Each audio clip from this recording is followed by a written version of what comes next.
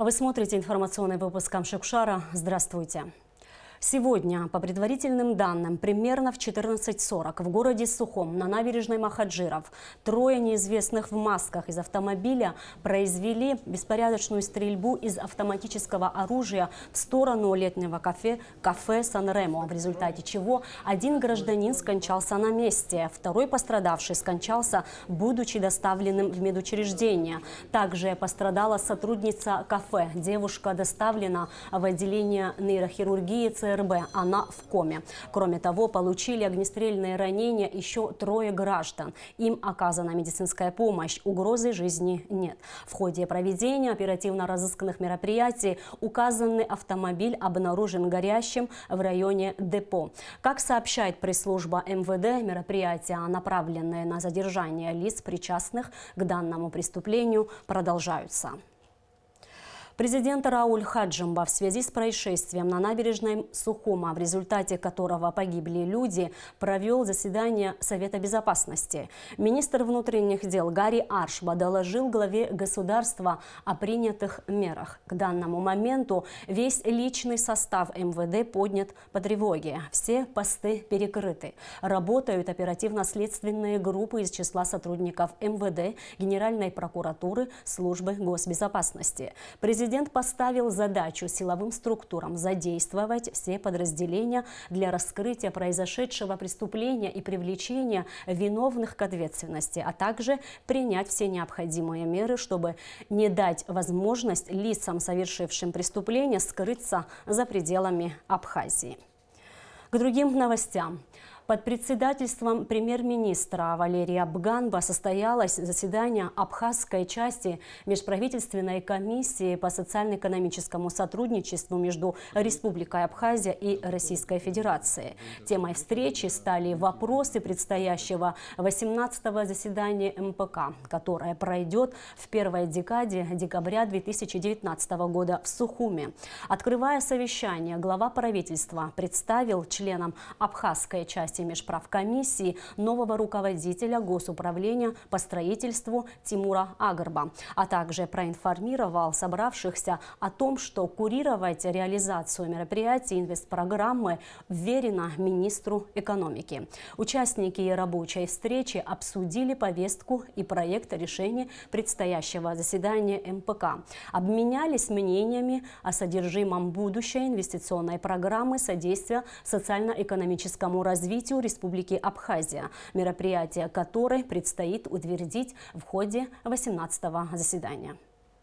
Сегодня мы собрались по одному вопросу, это обсудить с вами проект протокола, который был разработан для принятия его на межправкомиссии. Там есть небольшие изменения. Это в первую очередь то, что плата за переток электроэнергии в 190 миллионов они попросили перевести, российская сторона попросила перевести на 2020 год. Поэтому нам пришлось кое-какие мероприятия из программы 2020 года, которые мы могли бы в этом году освоить, перенести на 2019 год. И еще одно небольшое изменение. Это по нашей просьбе, вы знаете, когда президенты Абхазии и России встречались, вопрос стоял пенитенциарного учреждения, то есть тюрьмы. Мы включаем сумму для проектирования данного учреждения. Конечно, строительство его пока не по программе, не по инвестпрограмме. Я думаю, что будут изысканы другие средства Российской Федерации, но проектирование будет идти по инвестпрограмме. Все эти мероприятия, которые заложены в инвестиционную программу содействия социально-экономическому развитию Республики Абхазия на 2020-2022 годы, они запланированы в объеме 4,5 миллиарда рублей в рамках бюджетных ассигнований, предусмотренных в федеральном бюджете Российской Федерации. Соответственно, это по 1,5 миллиарда ежегодно. Вот в рамках этой суммы распределим мероприятия. В основном это автодороги, то есть инфраструктура. Большая часть средств будет направлена в электроэнергию. И один из таких основных социальных объектов – это строительство вновь детской республиканской больницы. А по изменениям здесь появилось старое это мероприятие, это кадастр, которое в принципе уже много лет мы занимаемся этим направлением в объеме 103 миллиона. Мы в рамках этой программы рассчитываем завершить полностью это мероприятие. Сейчас последний этап расшифровки расходов проходит согласование с профильными российскими органами, то есть Росреестр, Минэкономразвития. Там есть технические вопросы, связанные с операционной системой. Там, на следующем заседании межправительственной комиссии мы выйдем уже с конкретными проектами, со сметной документацией. Это общепринятая практика. То есть сейчас определены направления мероприятия.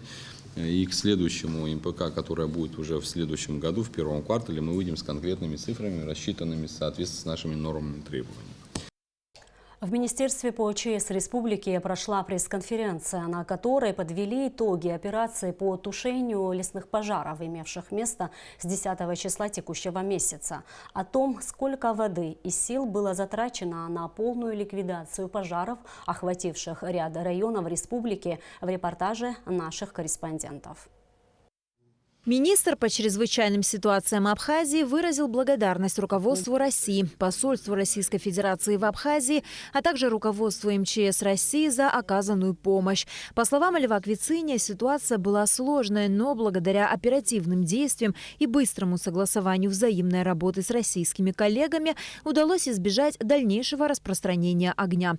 Министр также подчеркнул, что, как и всегда, помощь была оказана на безвозмездной основе. Это и таможенная, и пограничники, и все те службы, которые должны были задействованы, они проявили такой гуманизм, оперативно и вовремя была представлена группировка, 2 судна, которые выполнили очень большую задачу на территории Абхазии, потому что в результате таких сухой погоды и в горных районах Абхазии возник пожар. Пожар где-то около 10 тысяч гектаров. Такого в Абхазии никогда не было. Напомним, что первые очаги возгораний были обнаружены 10 ноября на Сухумском перевале. Своими силами локализовать пожар МЧС Абхазии не удалось, так как очаги возгорания были расположены в труднодоступных местах, где была необходима специальная авиация.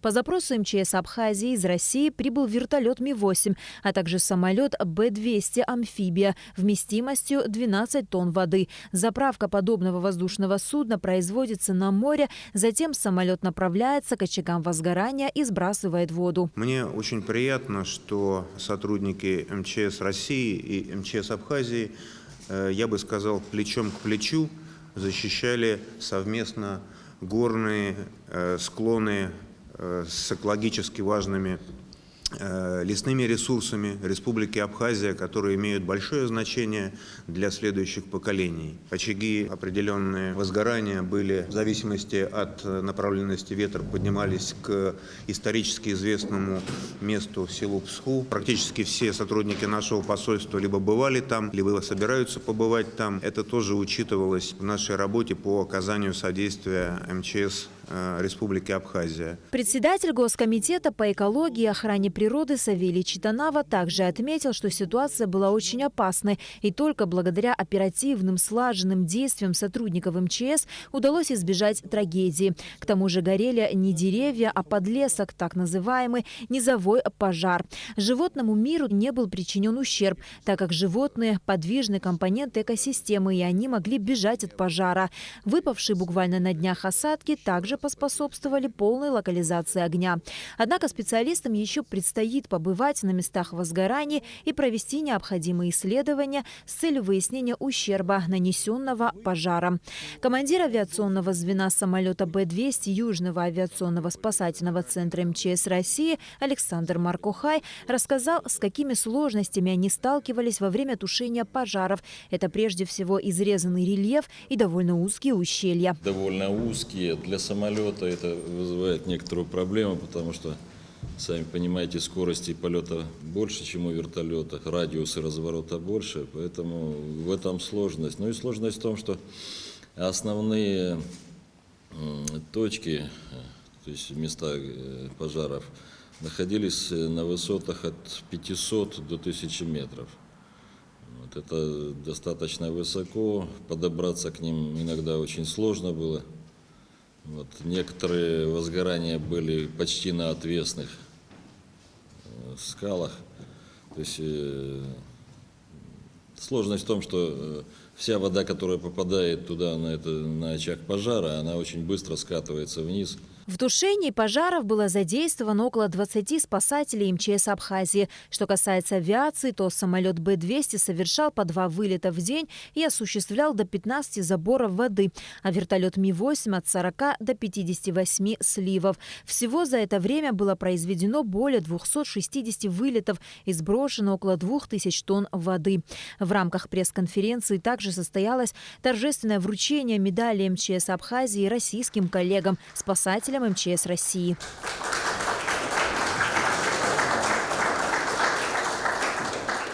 Лесные пожары не только уничтожают деревья и кустарники, но и снижают защитные свойства леса. Уничтожается фауна, сооружения, а в отдельных случаях и населенные пункты.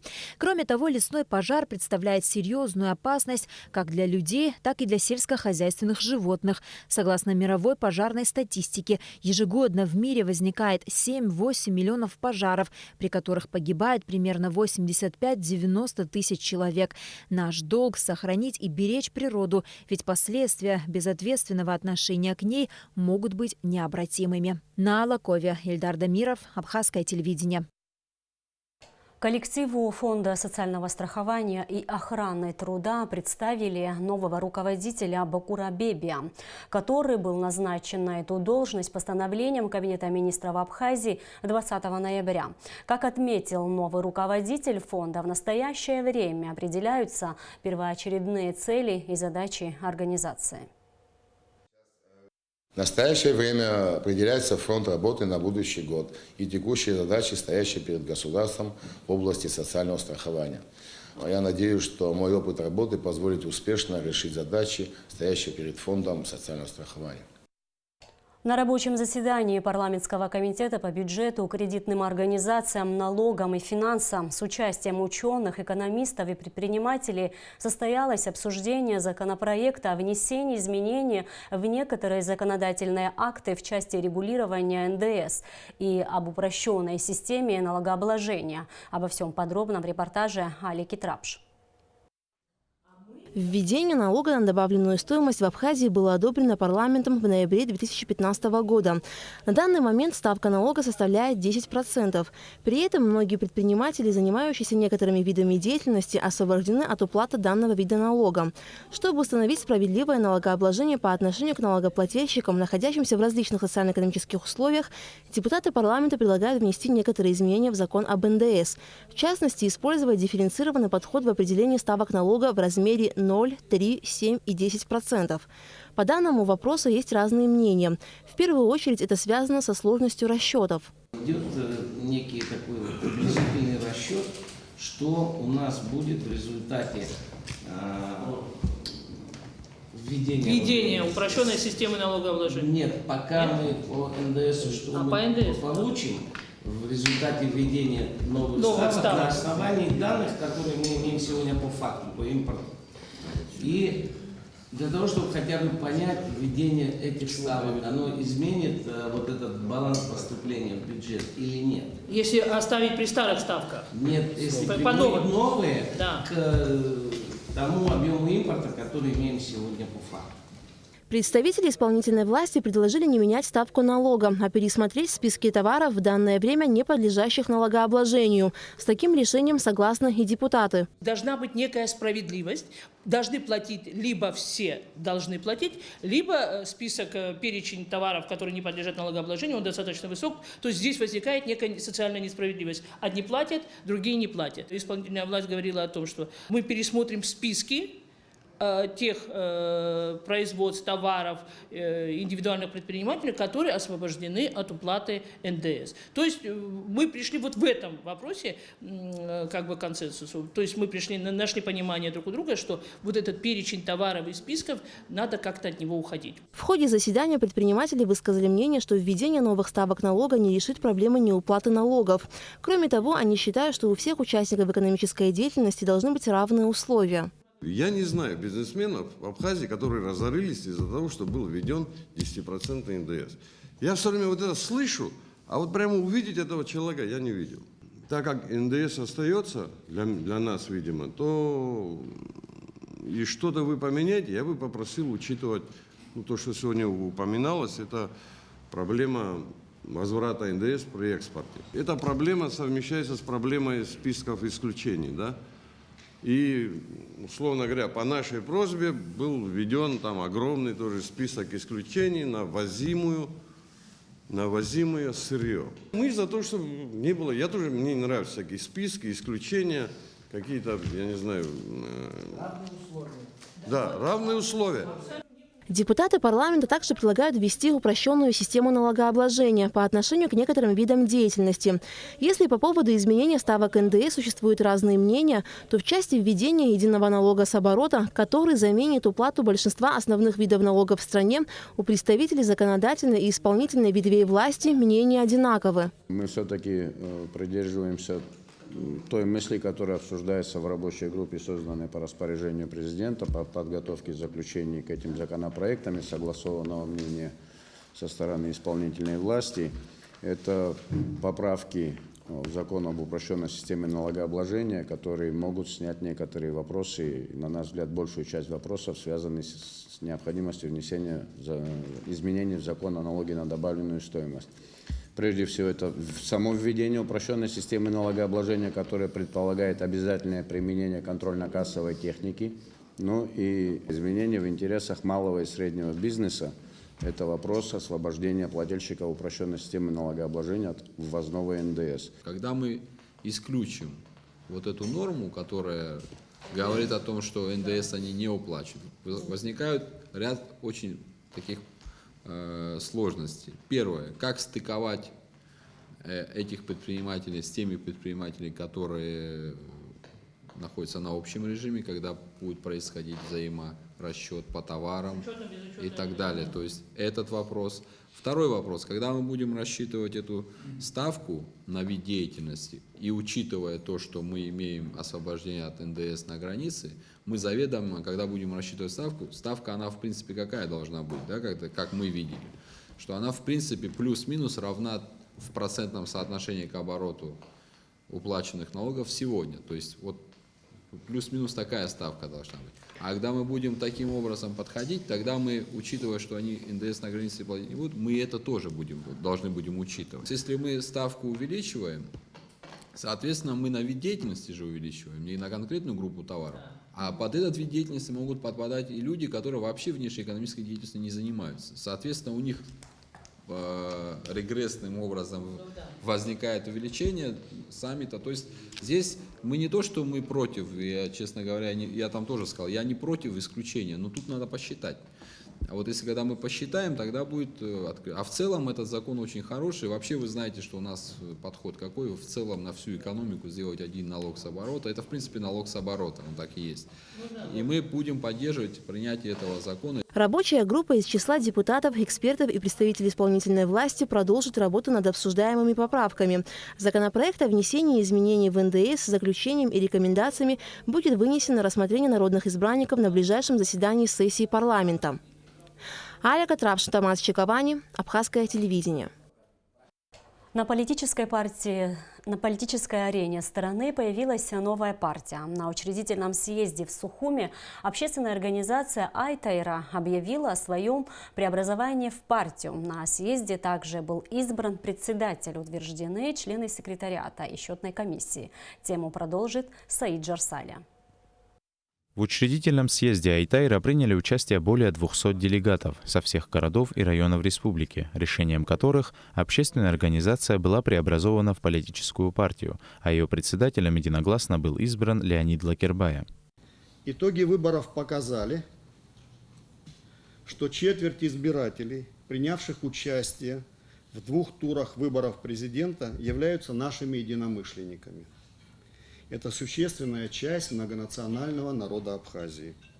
И мы считаем правильным объединить их в новой партии.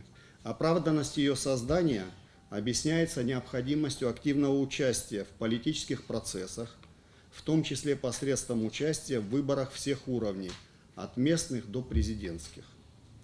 Вновь создаваемая партия будет прежде всего инициировать внесение изменений в Конституцию Республики Абхазия, в законы о выборах президента Республики Абхазия, о выборах депутатов Народного собрания парламента Республики Абхазия, в закон о выборах в органы местного самоуправления.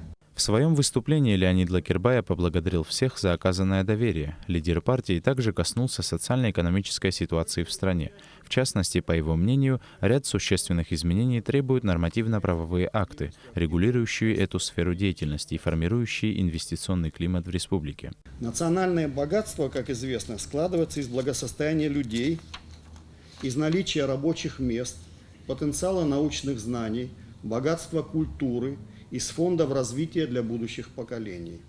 Это богатство складывается из национальных приоритетов, которые определяют положение страны в современном, быстро меняющемся мире. Оно основывается на ответственности власти перед своими гражданами за достижение этих приоритетов и за соблюдение социальной справедливости. Участники съезда утвердили секретариат партии, в который вошли Милана Цвижба, Аляс Гумба, Тимур Тортия. Был утвержден и состав счетной комиссии. Кроме того, единогласно были приняты проект устава и программа партии. Цели и основные задачи участия в строительстве независимого демократического правового государства, активное участие в политической жизни страны, в выборах президента, депутатов Народного собрания парламента, депутатов в городских районных собраниях и участие в референдумах. Содействие воспитанию у молодежи чувства патриотизма и гордости за свою страну. Членами партии могут являться граждане Республики Абхазия, достигшие возраста 18 лет, разделяющие программные цели и задачи партии, не подлежащие другим политическим партиям. В ближайшее время будет определен состав политсовета и президиум партии, а в течение месяца во всех районах Абхазии образованы территориальные отделения. По словам председателя Айтайра, после проведенных правовых процедур и регистрации будет проведен расширенный съезд, на котором подробно расскажут об основополагающих позициях и ближайших планах политической организации. Сейджер Салия, Дэвид Анкваб, Абхазское телевидение. К 90-летию со дня рождения видного государственного и общественного деятеля, заслуженного юриста, прокурора Абхазской АССР Шамиля Лакоба на улице, где он жил по Кадорскому шоссе 13, состоялось торжественное открытие мемориальной доски. В мероприятии приняли участие родные и близкие, друзья и коллеги Шамиля Лакоба. Репортаж Гугу Цеварданя. У дома номер 13 по Кадорскому шоссе сегодня многолюдно. Здесь собрались родные и близкие, друзья, коллеги Шамиля Лакоба, чтобы торжественно открыть его мемориальную доску. Каждый из них запомнил Шамиля Николаевича как человека строгого, но в то же время доброго, трудолюбивого, преданного семье и работе. На мероприятии присутствовали дети, внуки и брат Шамиля Лакоба. Для нас, для семьи, он был и отец, и брат, и советчик. Был строг к себе, строг к нам, но был очень добрый. Я что хочу сказать, дорогие мои. Дай Бог, вот такие, как Шамиль, плеяда, та, которая была в то время, которые боролись, хотели, чтобы народу Абхазии было спокойно, свободно, вот такие люди, чтобы в Абхазии рождались бы побольше, и Абхазия будет цвести. Шамиль Лакоба родился 19 ноября 1929 года в селе Лыхны Гудаутского района. Окончил Московский государственный университет, после чего работал помощником прокурора по уголовно-судебному надзору Абхазской АССР.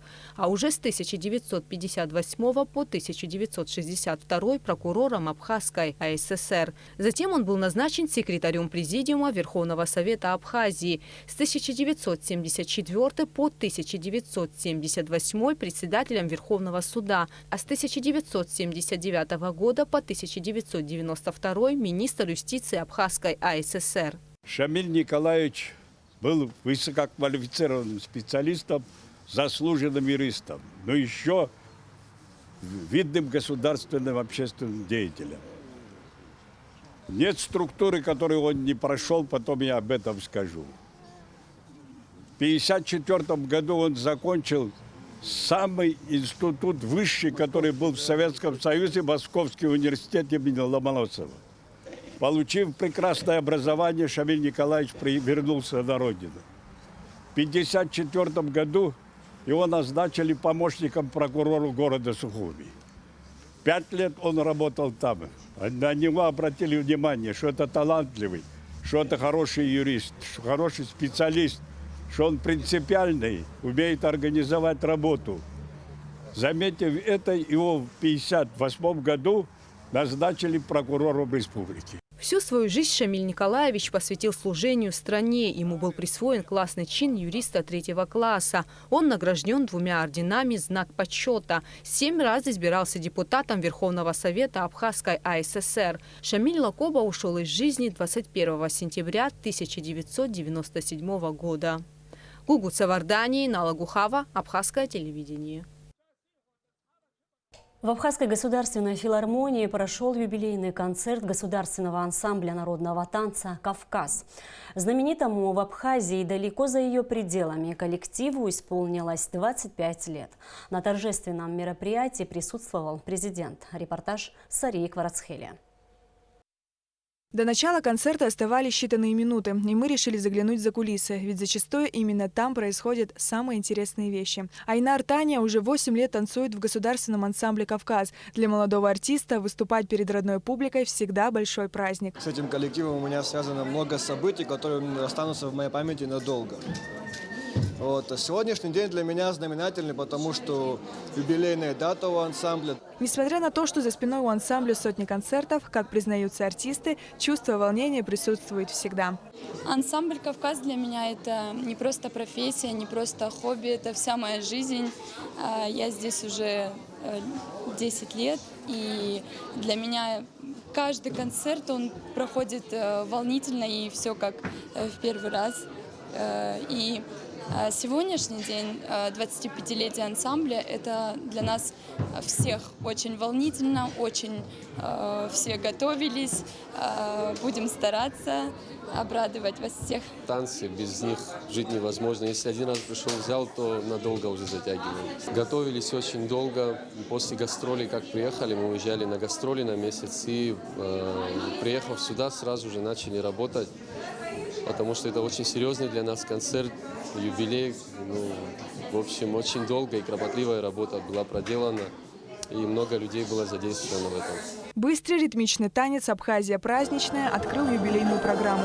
С первых минут выступления зрители встречали ансамбль «Кавказ» бурными аплодисментами.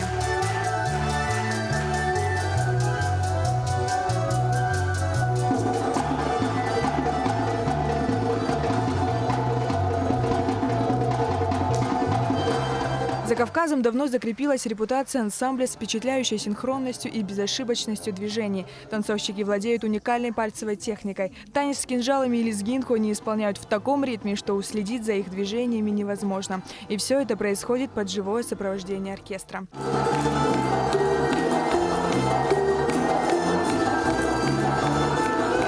Девичий лирический танец сменялся на сцене мужественным горским, а темпераментный аварский танец завораживал скоростью движения ног и рук.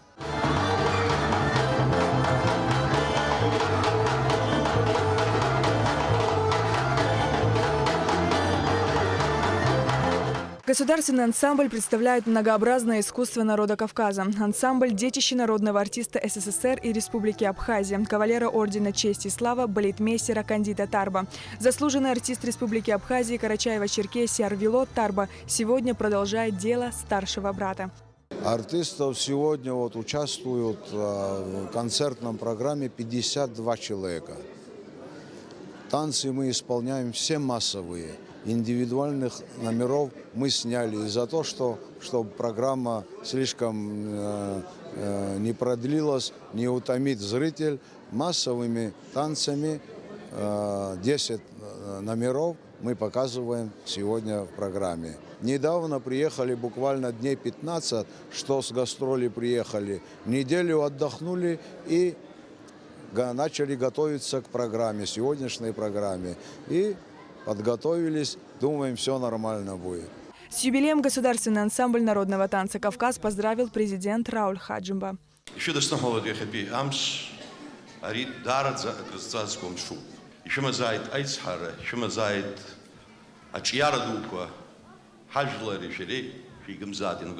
Поздравить ансамбль с юбилеем в Абхазию также приехали друзья и коллеги Арвилода Тарба из Чечни, Кабардино-Балкарии, Северной и Южной Осетии, Адыгеи и Юга России. Я на этой сцене в 1992 году танцевал, когда проходил Адыго-Абхазский фестиваль адыго-абхазских народов, представлял Чеченскую республику в 1992 году.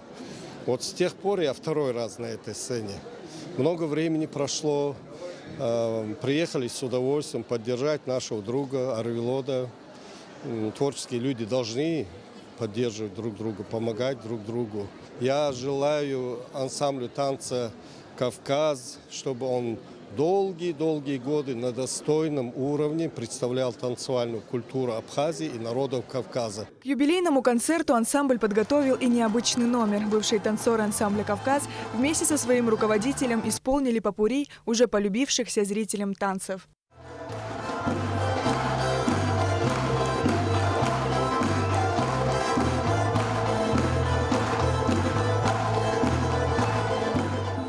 Попала в ансамбль «Кавказ» в 1998 году, работала на протяжении 5-4 лет. Образовалась у нас настоящая семья, мы ездили на гастроли в Турцию, в Германию, посещали весь Северный Кавказ, Россию. Это самые незабываемые, наверное, эмоции, воспоминания. И сегодня здесь выступить для нас, не знаю, большая гордость. Я безумно счастлива оказаться сегодня на юбилее 25-летия нашего коллектива. Я желаю процветания новому коллективу, творческих успехов. Спасибо за то, что этот коллектив, он существует до сих пор, и чтобы существовал еще многие-многие года и радовал зрителей. Каждый номер «Кавказа» срывал шквал аплодисментов. Они подарили такую энергетику, что душа рвалась на сцену, признавались зрители. Это было великолепно, искрометно. Желаю творческих успехов в дальнейшем. Всего самого наилучшего всему коллективу. Поздравляю их с 25-летием. Дай Бог процветания этому ансамблю, чтобы все было хорошо. Самые приятные впечатления, чтобы пусть Бог посмотрит на этот ансамбль, на нашу землю. Юбилейный концерт завершился восстановленным танцем «Эльбрус», который был поставлен еще в 1994 году. Сария Гварацхеля, Алексей Баструков, Абхазское телевидение. С 8 по 10 ноября в Праге прошла 6-я международная выставка авторской куклы, в которой приняла участие мастер из Абхазии Асида Ахуба. Ее участие в пражской выставке стало возможным благодаря спонсорской поддержке компании «Аквафон». Подробности в репортаже Эсмы Голаце. В офис компании «Аквафон» Асида Ахуба пришла с подарком – куклой под названием «Ашханнылкой» в стилизованном национальном костюме. С большим увлечением она рассказала о любимой работе и поделилась впечатлениями от прошедшей выставки в Праге «Doll Prague», одной из крупнейших в Европе, объединяющей множество признанных мастеров-кукольников из разных уголков мира. На выставке очень много участников, это 50 с лишним стран участников, это самые лучшие кукольники всего мира, самые людей, которые отбирали и проходили определенную аккредитацию. И действительно, я считала, что мне очень повезло, что я прошла весь конкурс и попала на эту выставку. Конечно, выставка была с невероятной атмосферой, очень дружественной атмосферой. Там было много мастеров, которые общались просто на самые разные темы. У нас было много интересов, общих интересов. Мы говорили о куклах, мы говорили о детях, мы говорили обо всем. То есть мы все это время находились друг с другом как огромная команда, да, как одна огромная семья. В этом году выставка была посвящена куклам 20-го столетия. На ней наша соотечественница представила 5 художественных будуарных кукол, созданных в старинной технике, выполненных из полимерной глины и расписанных пастелью и акрилом. Изысканные работы вызвали большой интерес как у профессионалов, так и у гостей мероприятия. Подтверждением служит тот факт, что прямо с выставки 4 куклы абхазской мастерицы отправились в частные коллекции. Куклы понравились зрителю. и у меня было 5 работ, 4 из них остались жить в частной коллекции. И более того, в последний день забронировали одну работу. И, как мне потом стало известно, это, оказывается, семья из Абхазии. Очень интересная семья, да. Мне очень стало приятно, что вот кукла, побывав в такое путешествие, все-таки вернулась жить в Абхазию. Для меня это был приятный сюрприз. Асида Ахуба выразила благодарность компании «Аквафон», ведь участие в подобном мероприятии стало возможным благодаря спонсорской поддержке первого мобильного оператора Абхазии. Для компании «Аквафон» поддержка наших соотечественников в подобных мероприятиях очень важна, и это является не только содействие, да, вот развитию культуры и искусства, но а также возможность представить нашу Абхазию на столь высоком международном уровне. На родину Асида Ахуба вернулась не только с массой положительных эмоций и порцией вдохновения, но и сертификатом участника, подтверждающим, что Европейский союз кукольников признал ее как мастера. Эсма Гуланзе, Алексей Баструков, Абхазское телевидение. И о погоде.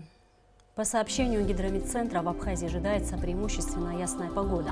Температура воздуха ночью плюс 5-10, днем 11-16. Температура морской воды плюс 17 градусов.